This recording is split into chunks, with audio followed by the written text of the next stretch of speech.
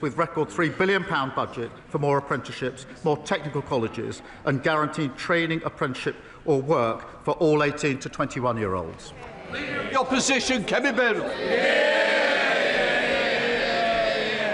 Mr. Speaker, thank you for marking 4 years since the terrible murder of Sir David Amess.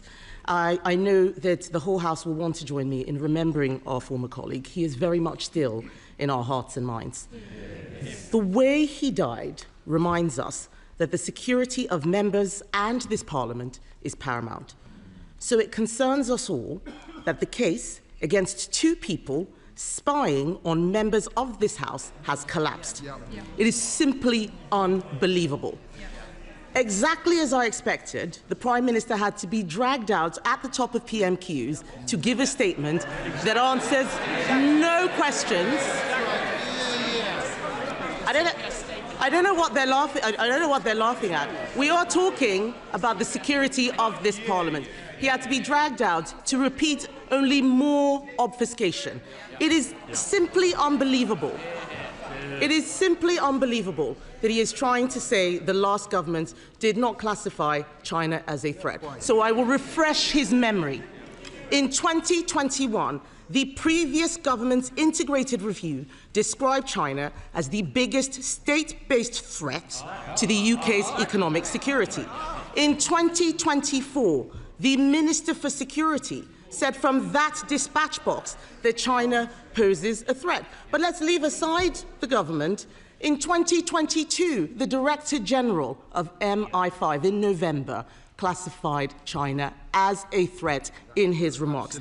How is it possible that the government failed to provide the evidence that the CPS needed to prosecute? The substantive evidence was provided in 2023 by the previous government. That is when the witness statement was submitted. I am going to disclose it.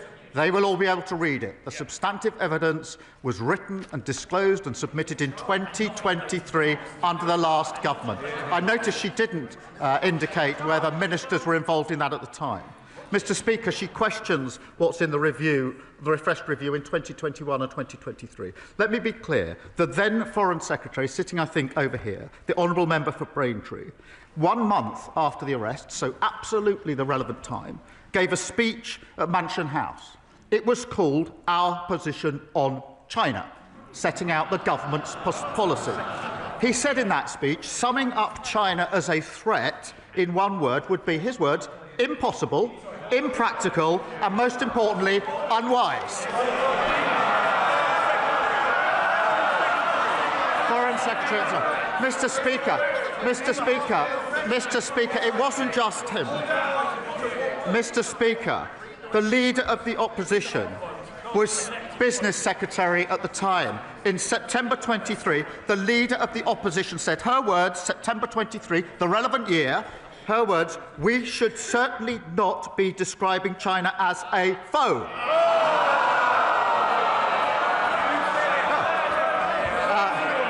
It's worth looking up the word foe in the dictionary, Mr. Speaker.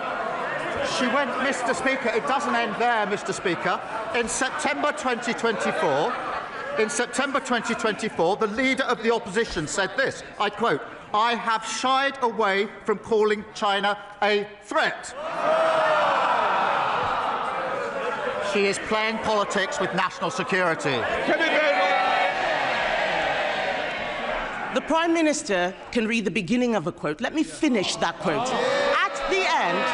At the end of that quote that he just read out, I did describe China as a threat. But this whataboutery that he is doing neglects the fact that those spies were charged under a Conservative government. They were let off under Labour. He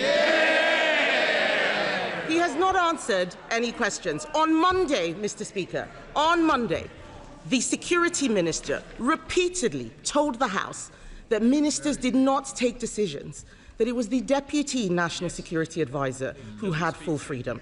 Is the government seriously saying that only one man, the Deputy National Security Advisor, had anything to do with this failure? Is he seriously saying that the Deputy did not discuss with the National Security Advisor, did not discuss with the Home Secretary or with anyone in Downing Street? Is the Prime Minister seriously saying that? Yes. Mr. Speaker, let me explain why. Firstly, the case was charged under the last government according to the evidence submitted under the last government, which set out their policy decision. What was an issue in the trial is not the position of the current government, the position of the last government. And they carefully avoided describing China as an enemy because that was their policy at the time. Mr. Speaker, so far as the position under this government is concerned, no minister or special advisor was involved, and I will double-check this because I've had it. I will double-check this. So, Mr. Speaker, this is important. After the charging decision, the prosecution were very careful about who would then see the witness evidence. I will double-check, Mr. Speaker, exactly what instruction was taken. But I can be absolutely clear: no minister was involved.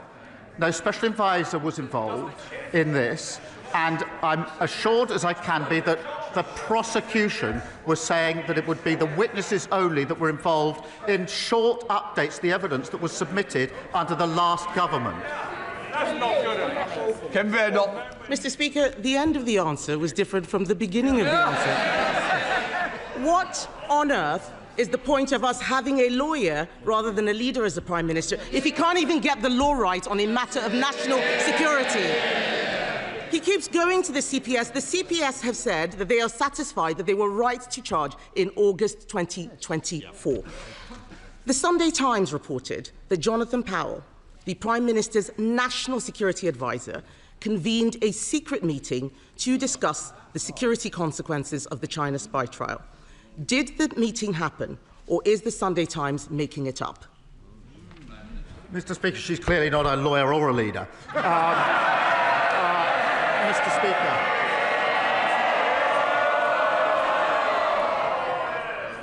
The problem for her is I do actually understand the law. I know what's got to be proven.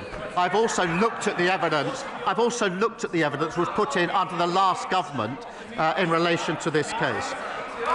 There was a meeting in September. That did not involve the National Security Advisor discussing the evidence in any way, nor, Mr. Speaker, one further piece of evidence. The final statement in this case was submitted in August 2025. There was no further submission of evidence, one way or the other, after any discussion in September. This is a red herring, a completely scurrilous allegation made by the Leader of the Opposition. Mr. Speaker, the Prime Minister has now twice directly contradicted the words of his Security Minister. They cannot both be right. The chair of the Foreign Affairs Committee couldn't get any answers from the Security Minister. The CPS said that they were satisfied that the decision to charge the case in April 2024, not August, in April 2024, was correct on the basis of where the law stood at that time. This is a matter of fact. It is not a matter of what the previous government had thought. It is not a matter of it not meeting a legal test. It did. Something must have changed when the charges were brought and when the case collapsed. The charges were brought under us. The case collapsed under them. Can the Prime Minister tell us what changed and what collapsed the case? Mr. Speaker, I've said I will publish the witness statements in full. The whole House will then see exactly what was set out in 2023 in the substantive witness statement and exactly what was set out in the two supplementary witness statements, and she will then realise what she's just said is entirely baseless. Mr. Speaker, the CPS has said in the clearest terms that this prosecution was dropped because this government did not provide the statement they expected. Why should we believe a man who at the last Prime Minister's questions said he had full confidence in the best friend of a convicted paedophile? Forgive us if we don't trust a word he says. This all stinks of a cover-up. Given his statement earlier, will the Prime Minister publish today not just the government witness statements, but also the meeting minutes and all of the correspondence that he had with the CPS? Mr. Speaker, let me be clear. The only process I want to go through is in relation to some of the individuals in the statements to make sure they know it's coming out. I can assure the House there's no substantive delay here. I know it is of concern to a number of people, acute of concern to them. I will have the statements out in full. There is a bit of proper process I need to go through. The honourable member will understand why that's necessary. Then they'll be published in full. She asks about minutes, etc. There is a usual rules and process for government. But I remind her that the substantive issues in this case were discussed at meetings under the previous government. So they're asking me to disclose the discussions that they had in relation to the witness statement in the first place. Mr. Speaker, you deserve better, and this House deserves better than the evasive answers that we have had from the Prime Minister. Even the former Cabinet Secretary, Lord Butler, has accused the government of being economical with the truth on this issue. The Prime Minister can't tell us why Jonathan Powell had a secret meeting which the Security Minister said he had no involvement in the case. He can't tell us why his government did not provide evidence that China was a threat. I suspect those statements won't prove it either. He's blaming his civil servants. He's blaming the media. He's blaming the last government. He cannot explain why he could not see this case through. He should have seen this case through. And let me be clear, Mr. Speaker, about what has happened. A serious case involving national security has collapsed because this government is too weak to stand up to China. And if the Prime Minister cannot protect the members of this House, what does that say about his ability to protect this country? The case did not proceed because the policy of the past government did not meet the test that was necessary. That is the long and the short of it. Far from evading, I have said I will disclose the full witness statements that set out exactly what was in the witness statements, exactly what the subsequent statement says, and the allegation that somehow they were changed, that the first statement and the second statements are different, is completely and utterly unfounded. Mr. Speaker, it's a pathetic spectacle. Instead of taking responsibility for the fact they failed to update the law so this case could actually be the review, Mr. Speaker, 2015 was the review into legislation. They took 8 years to change the law. Had they done that more quickly, this case would have proceeded. It was their failure, and they're just slinging mud. Meanwhile, we're getting on, Mr. Speaker, with renewing our country, new planning reforms, get rid of building, online hospitals for waiting lists, new opportunities for young people. Labour's building a better future. They can't even come to terms with their past. Thank you, Mr. Speaker. Derby is a city on the up, but unfortunately this last year we've been devastated by knife crime. Nasty Tory austerity decimated frontline policing, and we're now paying the price for that. At my regular city centre safety summits, the message is clear: to turn the page, we need action and not words. Can the Prime Minister update my constituents on what action this government is taking to make sure all our residents, our visitors and our workers can enjoy our city centre safely? Well, Mr. Speaker, I thank him for his question. As he will have heard at our conference, we had Pooja Kanda there, who I've met a number of times. Her son Ronan was fatally stabbed, and I'm proud that we've delivered, Mr. Speaker, Ronan's law to tackle the sale of ninja swords, and we've also banned zombie knives and strengthened controls for online knife sales. I pay tribute to his work setting up the City Safety Summits.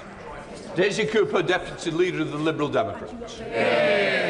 Thank you, Mr. Speaker. May I associate myself and my party with the tributes to David Amos? And on behalf of my party, can I also pay tribute to Min Campbell, who is being laid to rest today?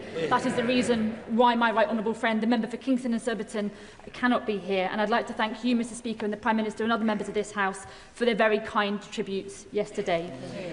We welcome the new level of transparency from the Prime Minister, and we will scrutinise those witness statements closely, but it is clear there are still many questions to be answered, including questions from Hong Kongers, Mr. Speaker, because Hong Kongers in St Albans and across the UK have settled in our communities after they have fled repression at the hands of the Chinese state.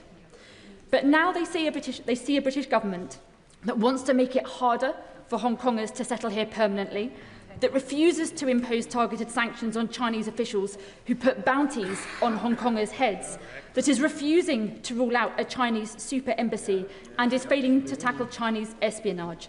Mr. Speaker, Hong Kongers are starting to ask whether the Prime Minister is trading away their security and safety in our communities for a cosier relationship with Beijing. What is the Prime Minister's answer to them? The answer is no.